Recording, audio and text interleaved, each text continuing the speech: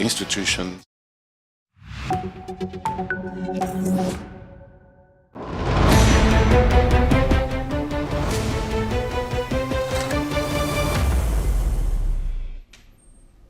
Welcome back to NewsX World. I'm Kriti Mehta and you're watching Focal Length, where we get you a briefing on topics from around the world. Now, Asia is witnessing a profound shift in power dynamics. China's assertiveness, Japan's strategic repositioning, and escalating maritime disputes are redefining regional security. At the same time, alliances are being recalibrated, from improving Japan-South Korea ties to the emerging US-Japan-South Korea security triangle. Against this backdrop, questions are being raised about ASEAN's role, the future of China-Japan relations, and how technologies like artificial intelligence will shape power and diplomacy in Asia. To talk about this, joining us now is Christopher Lamont, Professor of International Relations and Deputy Head of the AI and Global Governance Program at the Global Governance Institute. Based in Tokyo, he specializes in ASEAN and Asian security, global governance, and the intersection of emerging technologies and geopolitics. Thank you for joining us, Christopher Lamont. Let's start with the first question. My first question to you: how would you describe the current state of power balance in Asia? Are we moving toward a China-dominated order or a multipolar region? And if so, where do you think Japan stands? This is a really good question. Now, regional order has not yet fundamentally changed. China is certainly a rising great power in the region, but the United States also maintains a network of alliances, relationships that continue to provide a buffer against expansionism. Of course, within the context of the Trump administration having taken a proverbial wrecking ball to much of the institutions that define the rules-based order that once defined U.S. interests, both in the region and globally, there is a greater degree of uncertainty as to that U.S. commitment and also just what U.S. interests are in the region. And there is also a greater need for reassurance among some U.S. allies in the region, in particular Japan, that the overall U.S. security commitments in the region remain robust. So in answer to your question, whether or not we're moving towards a China-dominated order or a multipolar region, right now we aren't moving towards a China-dominated order as such. China as a rising great power is certainly more important and is able to exert pressure in a far greater way than it was decades ago, but we are still in a region that is characterized by multiple great powers being present. Do you believe then that Japan's shift away from strict pacifism toward greater military capability is inevitable in today's geopolitical climate? Oh, absolutely. But just remember that this shift away from strict pacifism is something that began a long time ago. Japan has for decades maintained some form of military capabilities in the form of its self-defense forces, and these have been to a large degree relatively robust, comparatively speaking, in terms of military capabilities. Now, what you are referring to are changes and an acceleration of this that is allowing Japan to, one, become a more important player in the defense industry abroad, but also a greater focus and increase in defense spending at home.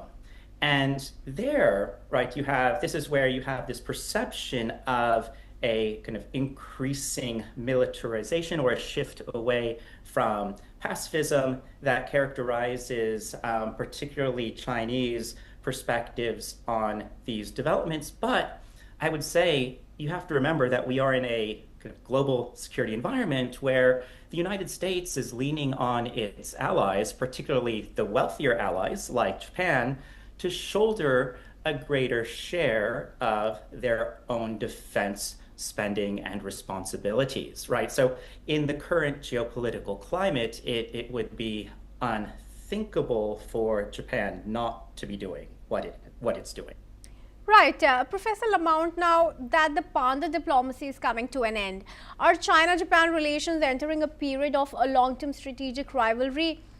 And what is next for their relationship, in your opinion?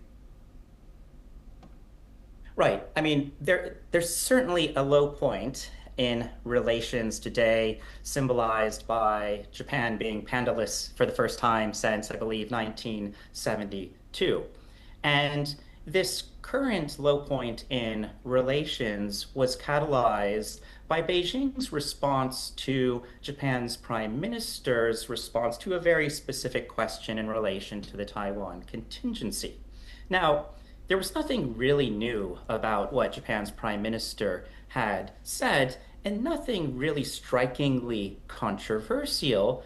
But as I mentioned earlier in this interview, China does feel like it is in a stronger position to get more of what it wants in the region today than in the past.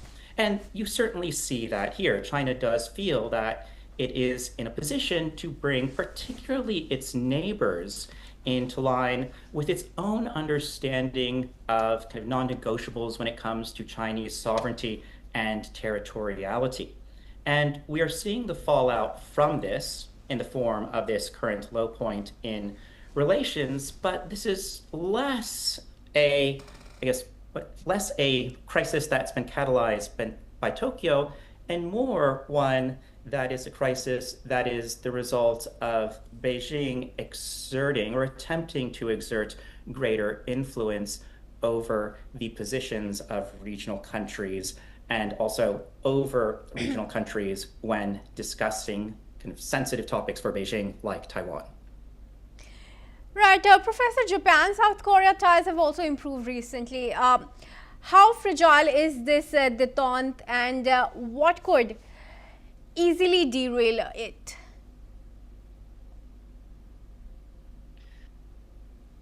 Right. Now, for observers of Japan-South Korea relations, when relations are good, they are kind of forever seen as fragile, and you're just waiting for domestic political forces in one country or the other to undo a détente that has been reached.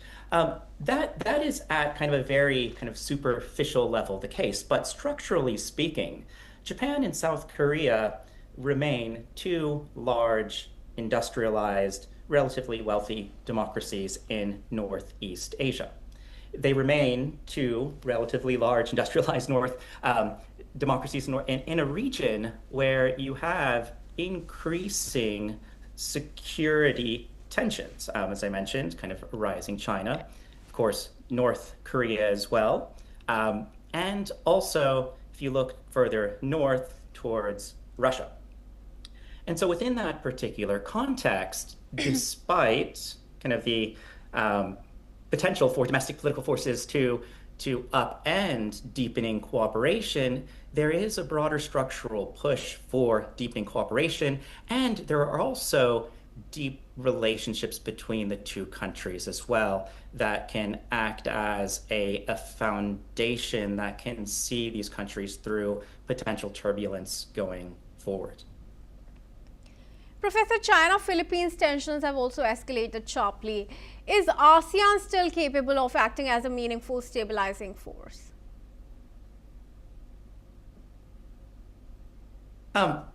Unfortunately, I would say no. I mean, I would not look to ASEAN as a major player in response to some major crisis in Philippine-China relations. Why is that? Well, in the past, when there have been major geopolitical crises in Southeast Asia, ASEAN has been unable to play a major role because of divisions among member states. Again, this is not something that's new. You can go back decades to the Cambodian Civil War during the Cold War, or think about even kind of the Vietnam conflict decades ago, and then fast forward today to ASEAN's response to the ongoing violence in a state like Myanmar. So if it's not ASEAN that Manila can look to, then where will Manila turn? And that would likely be, and you're already seeing this, deepening relations with countries like Japan and other countries in the region that are uncomfortable with and have a similar perspective on China's territorial maritime claims. Moving on now, what strategic role do you think the US, Japan, South Korea security triangle can play in containing China's regional ambitions? This is a really interesting question. And as I mentioned, there's a greater degree of uncertainty when it comes towards the question of US security commitments in this part of the world. But nonetheless, even in that context, the US, Japan, South Korea relationship remains kind of one of the key trilateral security relationships that underwrite regional security. Now, this is a special relationship because there's a high degree of trust among these partners, and also deep relations that have been established over the years. And one thing that you are beginning to see is a deepening in that kind of the relationship between South Korea and Japan, right? Without necessarily having the US having to act as a key anchor. But of course, the US's role is overall indispensable in this. You are seeing deepening cooperation there, making this relationship a ever more important one going forward. Now, talking about Japan, it has quietly expanded ties in the Middle East and North Africa. Is Tokyo then positioning itself as a global diplomatic power beyond Asia, in your opinion? Now, this is a good question as well. Of course, Japan's diplomatic interests and relationships in the Middle East date back decades, and also are a function of Japan's own energy dependency. Of course, these relationships aren't just about managing Japan's energy security, but have expanded and deepened over the years. Japan, for many years, had maintained strong ties in Tehran, for example, following the revolution there, at a time when its ally, the United States, was essentially not talking to Iran. Japan also had contacts and maintained relations with Gaddafi's Libya at a time that there were tremendous political tensions between the US and Libya as well. Now, more recently, Japan's role in this region expanded over the past couple decades to include a security function, in a sense that it was providing kind of background assistance to US interventions in Afghanistan and Iraq.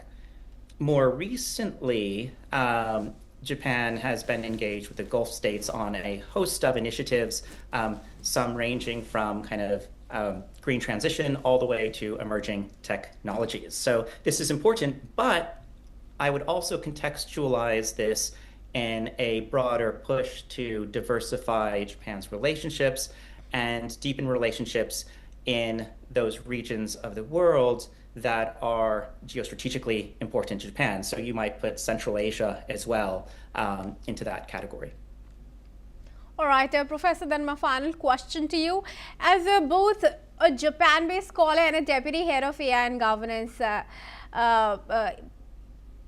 individual, how do you see artificial intelligence reshaping power, security, and diplomacy in Asia? Oh, this is a very good question. And what I would emphasize for your viewers is that artificial intelligence, developments in artificial intelligence are cross-cutting, in a sense that they're all inherently dual use. They're not just changing how you might get information from the internet, or how you might kind of make a particular purchase, or kind of other aspects of your daily life, but they are transforming kind of almost every facet of the human experience to include, unfortunately, how states go to war, right? And so you've seen in, for example, Ukraine and unfortunately in Gaza, an increasing reliance on kind of algorithmically mediated tools like decision support systems, and also the widespread use of drones. And these are becoming, as these become more important to state geostrategic competition, you're beginning to see greater sensitivity to all those elements that are found within the supply chains of AI technologies, and competition that your viewers are certainly familiar with in terms of kind of the most high-end computer chips. So when it comes to East Asia in particular, East Asia is a focal point of these supply chains, particularly when you think about Taiwan and the potential kind of economic consequences of any disruption to that particular supply chain. So, of course, important, transformative, and almost every state in the region has its own AI strategy. All right, then, Professor Christopher Lamont, thank you for joining us and sharing your insights on focal length. And with that, viewers, it's a wrap on this episode of the Focal Length. For more international news and updates, stay tuned to NewsX World.